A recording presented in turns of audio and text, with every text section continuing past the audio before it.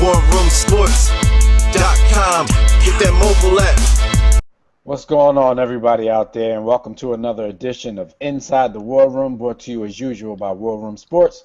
I'm one of your hosts. I'm Dev, and I'm here at the table with my brother Jimmy. What's up, Jim? What's going on? Hey, ladies out there, you can at me. You know what I'm saying? I treat you right. And I'm here with the other homie, Tony Stark, a.k.a. Iron Man, a.k.a. B. Austin, the Hot Block Commander. Yo, ladies, I don't do that hitting shit on the elevator. It ain't nothing but loving on the elevator. All right, so you know by what he just said what this is about. We want to talk a little bit about the Ray Rice situation because it just got a little more real. Earlier today, the video surfaced. TMZ actually released the footage of what actually happened inside the elevator. You know, when everything went down a month and a half, 2 months ago, all we really saw was Ray Rice pulling his then fiance like out a of the rag doll. elevator. Like a rag doll. Apparently knocked out cold. Now we actually got to see the footage of what happened inside the elevator, and Ray Rice has now been, his contract has been terminated by the Baltimore Ravens, and he's been suspended indefinitely by the NFL. They're basically telling other NFL teams before anybody even thinks about signing Ray Rice, they had to clear it with the league. It's going to be a whole big process. Fellas, I mean, I know that we know what happened, or at least we think we know what happened, because a lot of people are kind of enraged with the, you know, the what happened after you hear it now, like the results of seeing the video. People are like, well, we already knew what happened, so why all the outrage, why all the surprise? What do you fellas think? Because for me, I just think actually seeing what happened and no longer having to speculate what went down, I think it just changed everything for me, man. It's not like I was on Ray Rice's side before or anything, but it was all speculation, and for some other situation you had to give him the benefit of the doubt because you didn't actually see it. But now it's a whole new ballgame. Here's my thing, right? And I'm actually on the record when this happened during our podcast. I was like, well, you know, if the NFL only gave him 2 games, he wasn't prosecuted, and she still married him, it must not have been as bad as we think it is. I actually said that because I really believed that at the time. Seeing this, it's so many things going on in my head now. Like, yo, this is bigger than Ray Rice, man. I mean, ain't no Uzis made in Harlem. But no, seriously though, this is bigger than Ray Rice. Like, Roger Goodell has to be held accountable. The prosecutors have to be held accountable. The police have to be held accountable. The casino, that no longer exists. That's probably why the tape leaked now, because the casino just closed. Anyway, but everybody has to be held accountable. I mean, it's a lot bigger than Ray Rice. What he did was, like, it was egregious. Like, and like you said, seeing it is different. People can say what they want to say. We knew what he did, but seeing it changes everything. I mean, black people were getting their ass beat by the cops forever, but when the Rodney King footage came out and you can see it, it changed the game. Like, so you can say what you want to say, but we live in a society now where everybody has a camera, everybody trying to world star each other, and video footage is everything. I mean, audio footage, if you ask Donald Sterling, but, you know, actually seeing it. We're going to get to that later. Yeah, actually seeing it changes things. You know what I'm saying? Yeah. I mean, I'm much like you, gentlemen. My mind is going in 1,000 different directions, and you know, it's. There's a couple of things that I saw. Number one, the response on social media. You have a contingent of people, mainly males, that are like, "Oh man, you know, this is too much," or they gave him 2 games. Now why are they suspending him forever? And this, that, and the third. And I think that in order to truly understand this, you have to access a certain measure of empathy, and step outside of your feelings for a moment, just as a man. And I'm speaking to men now. I'm not necessarily speaking to ladies, but as a man, because if you have a mother, if you have a wife, if you have a sister, a daughter, an aunt, a female friend, anybody of female gender in your family, like, what would you do if you were placed in the situation where that was your female loved one? Then I think there's some other things that weren't really examined on the tape. Like we're all talking about how he cold cocked her and hit her with a Vincent Matisse, but the reality is prior to that, he spit on his fiance. Twice. He spit on her. So for me, before we ever get to the violence, and I know that some people will take the violence out of this and say that that is the absolute worst. To me, to spit on another human being is one of the ultimate forms of disrespect. Like there's only two main things that I do to disrespect another human being if I have a serious problem with them, and it's usually not a loved one.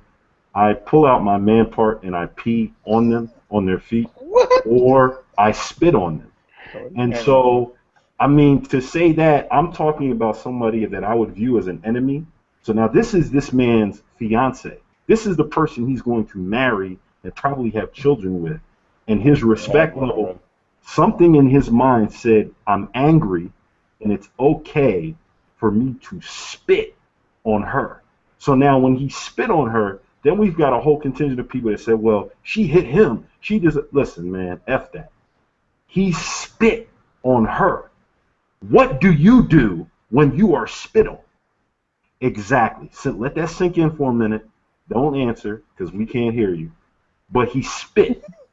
He spit. Yo, I do a whole lot more than what she did to him when I am spit on. Yo, like that's come on. But hold on though. Like and the thing is, and she still married him, and I don't agree with ESPN because ESPN believes that women should provoke men because. Oh no, Jimmy.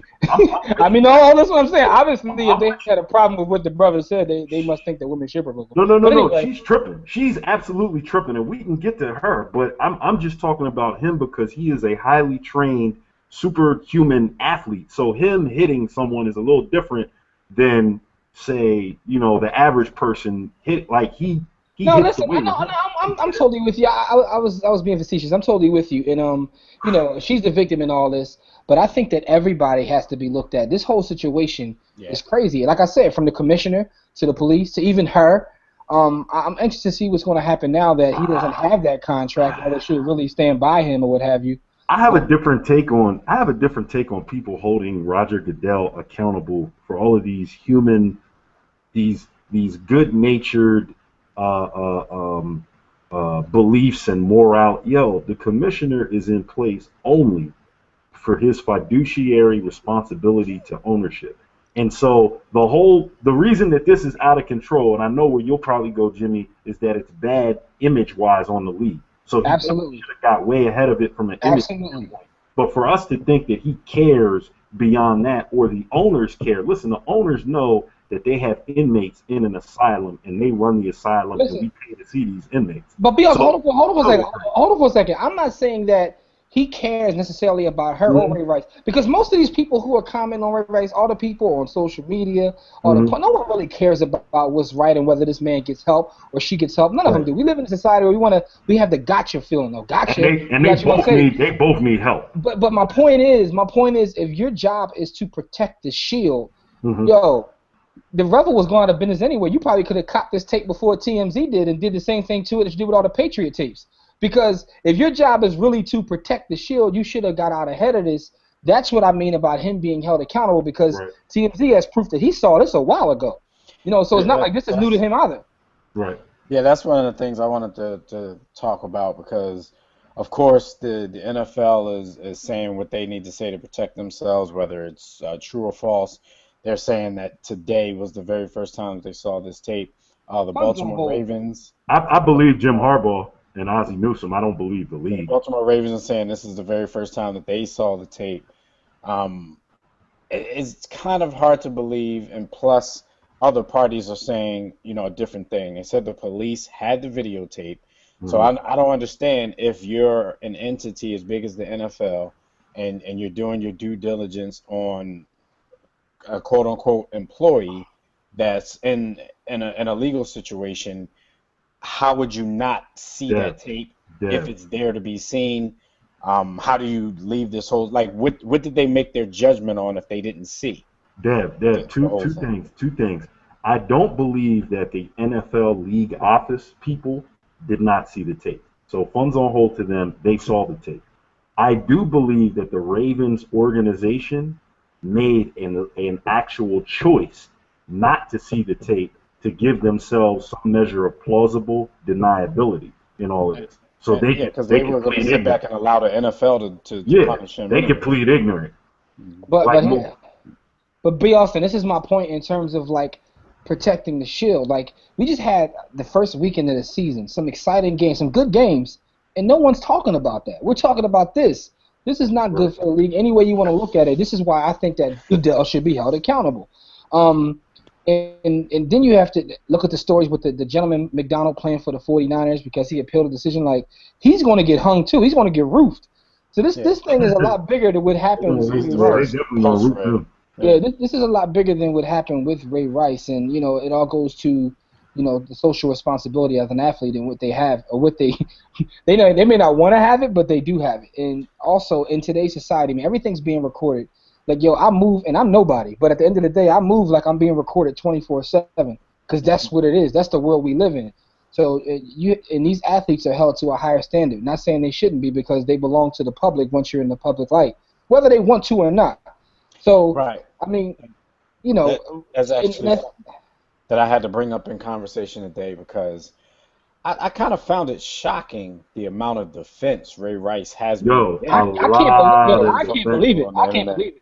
So I've had conversations, a myriad of topics come up within the conversation. One of them was about, well, they're not role models or whatever, and we shouldn't be in their business. They're regular human beings. But at the same time, if you're an athlete, sports is really big business in this world, not just in this country right now. In this world, sports is just really big business. So whether or not you're signing up to be that public figure, if you're good at what you do, and what you do is on a national and sometimes an international stage, then being a public figure is just something you got to live with. So your business is going to be, it's going to be public. It's going to be sprawled out there on TMZ. It's going to be all over the internet because you're famous. You're a public figure, whether you like it or not. Nobody said that you had to go out of your way to try to be a role model, but like it, love it, hate it, whatever. There are certain people, certain young people, certain grown-ups that look up to the sycophants and the Richard Rodgers. At this point, that whole premise is BS, Dev, because the athletes and their supporters, their business people, their teams that stand behind them are aware of the value of their brand and their influence, and they capitalize on it more now than ever. So they're well aware of the fact that they're in the public eye and they have a certain amount of basic popularity capital, if you want to call it. Popularity capital that they trade on. So now, 20 years ago, for me to say I'm not a role model, I'm just an athlete, it was bullshit. It was BS back then. That was part of his brand too. That was part of his. That was part of the brand, right? But now, he meant that. Now in 2014, you can't even get away. You sound like an idiot saying that. You sound like an idiot saying that. If you're not a role model, if you're not a public figure, if you want everything to be private, then okay, then you won't be taking commercials, endorsements, stuff like that, because you're private. You don't want to be out there like that. But it's different, when it's about the money, people want to be as public as possible. But when you're making mistakes, as human beings do, then all of a sudden, the people who are in defense of this want everything to be private. But like I told you guys, like the defense of this whole thing, I just couldn't believe it. Like, I'm not judging anybody for their opinion or what they try to bring to the mix, but I'm just surprised by it. Like, I'm straight up surprised by it. I'm genuinely surprised, especially after the footage. Like, when you watch that, how could you defend? Now, at the end of the day, I'm not here to bash. I'm not here to bash Ray. I'm actually hoping that he gets help because his life is going to be a lot more than just football. Because he's only going to play football for so many years anyway. He was averaging 3.1 yards a carry. If he was averaging 6.2 yards a carry, he may still be in the league. But that's a whole nother story. But I actually hope he gets the help. So I'm not here to like bash and jump. I mean, I like clowning. Everybody knows who watches our stuff. I love clowning people, but at the end of the day, like, this is a serious matter, and I hope this man gets help, as well as the young lady. But I don't understand how you can defend him. Like, at the end of the day, man, he's a black man in America, and the words of Mr. Butler, the hunt is on, and he's the prey. And you gave them all kinds of evidence and all kinds of reason to basically handle you any way they want to. But at this point, in life, you gotta play chess, not checkers, man. So. There's no way you can defend him. How can you defend him? Well, people have tried to make her all types of the aggressor. I'm like, was that situation really threatening? But you know what, yo? You guys are surprised, but in a way, you guys are being naive about society. Cats are still buying R. Kelly's albums and going to R. Kelly concerts. The society is still supportive of Chris Brown. Like, they love Chris Brown. So. That was R. Kelly's brother. That wasn't R. Kelly, man. Oh, got you. True. And Chris Brown. Hey, here's the thing about Chris Brown. Imagine this now. Imagine we saw what she looked like.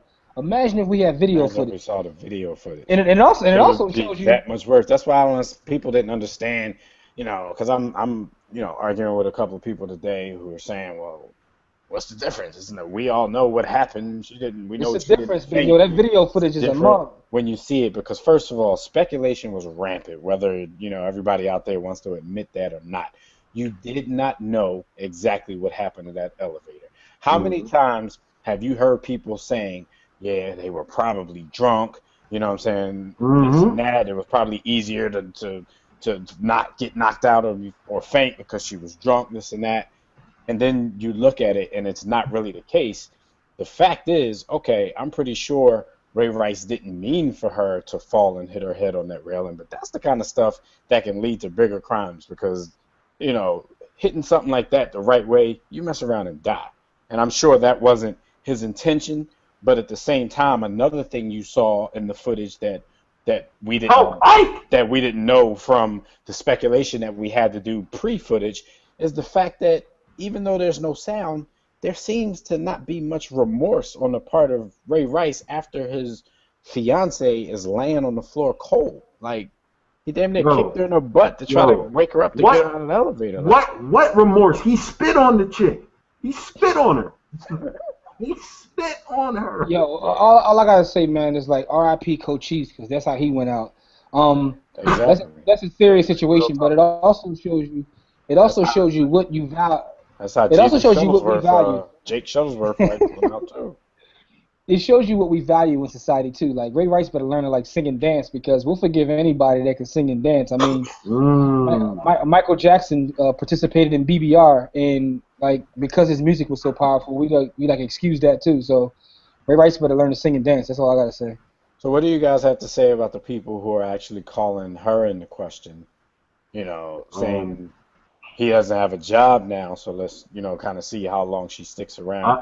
I think that she should be held accountable for her part in this, which is more or less an examination of her mental condition, because you have women that will endure those type of abusive relationships and stick it out for any number of reasons, whatever her motivation is, whether it's because she has some twisted perspective of what love is, whether it's from the narrative of her life and what she's seen, or whether it's for the money, and the profitability of that marriage. Whatever it is. A lot of reasons. I mean, because the main reason that people are going to point to is the money, and I'm not saying that's not possible. It's that could be, we playing I forgot the name of that damn game show, but Family Feud, and the survey says, I'm pretty sure that's going to be the number one answer. But people also have to have a little bit of compassion. You have to think, like, domestic violence is a serious thing. So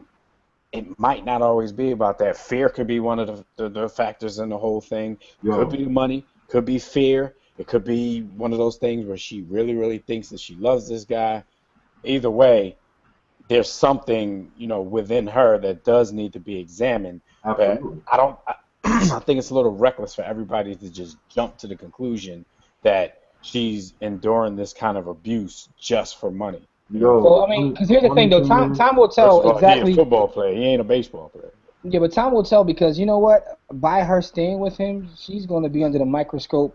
It's a lot that has to go on with their relationship. Yeah. For now on, as long as she's with him, this is part of their history. Mm-hmm. If they have children, this is out there. You know what I mean? So their children are gonna see it. yeah. So the thing is, we'll see. If she stays in there. But then again, like most of these marriages end in divorce these days anyway. But this is a crazy situation. I just think that for that to happen, the way she got hit and hit her head, and everybody makes mistakes.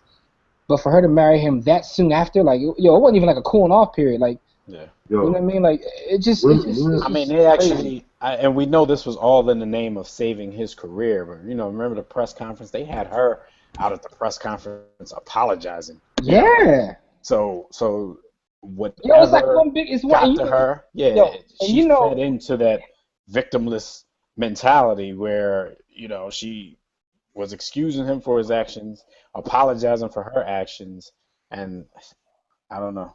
Here's the problem, Dev. If they would have hired Olivia Pope, the tape would have never came out, and this would have all been over, yo. Yo, shout out to Sally Hemings and never mind, I ain't even gonna say that.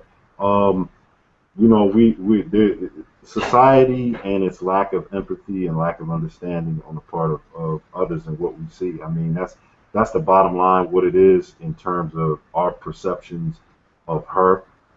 Because at the end of the day, when you examine Ray Rice's behavior, there are two things that I take from it. Number one, it doesn't matter how wrong she is in the situation because we're looking at him in a vacuum. But the second thing is the fact that he felt so comfortable and he was so angry and so capable of doing those types of acts, not just the hitting in and of itself is terrible, but you spit on her. Like, you spit on your wife.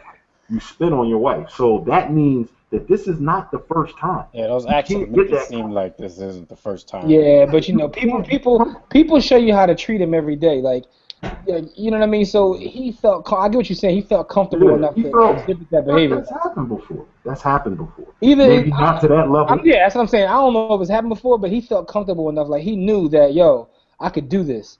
Like, you know what I mean? Yeah. Well, personally, I mean, y'all can close whatever, but before we leave, I definitely want to get a point out for the people who are defending it, kind of, seem like they're making every excuse to justify or mitigate the circumstances for Ray Rice and this whole thing.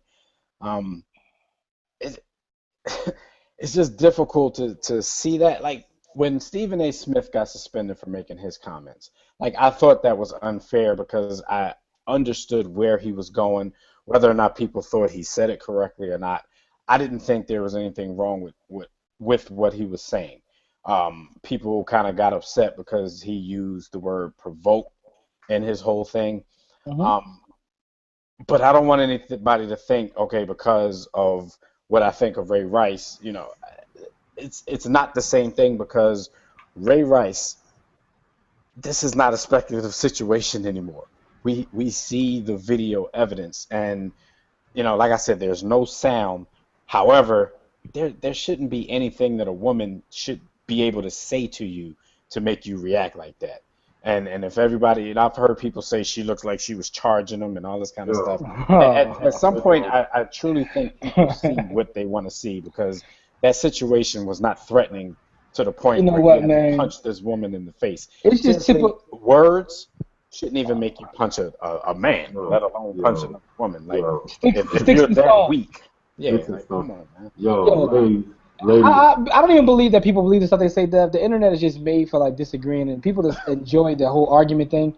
I think it's people sitting there at work trying to make time go by, so they just, like, say things they really don't believe. Because there's no way you could believe that. I mean, the ball hit her with a Joe Frazier left. Like, it's nothing. Like, come on, man, you can't do it twice too.